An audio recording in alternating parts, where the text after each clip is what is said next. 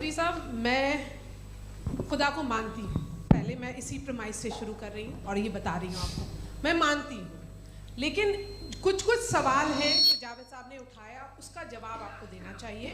पहला सवाल ये कि गज़ा में सालों से छोटे बच्चे मर रहे हैं, वो उनको, अगर खुदा मर्सीफुल है, हम मानते हैं कि अल्लाह ताला में बहुत ताकत है, तो वो बच्चे क्यों मर रहे हैं। दूसरी बात ये कि अगर कंटिजेंसी की जो आप बात करते हैं, पूरे मुस्लिम ममालिक मिल कर के भी उन गज़ा के बच्चों को क्यों नहीं बचा पा रहे हैं, क्योंकि अगर वो चाहते, क्योंकि अल्लाह ताला उन पर हुकूमत करते हैं, सब पर हुकूमत करते हैं, तो वो उनको क्यों नहीं बचा। जी, thank you very much.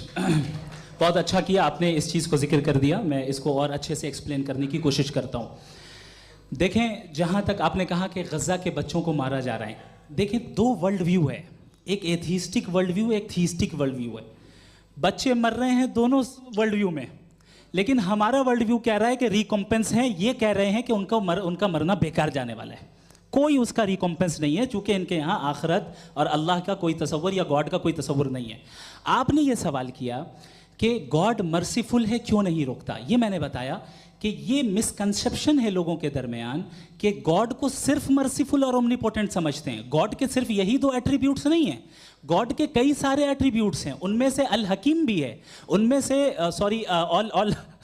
All wise भी है, ऑल नोइंग भी है।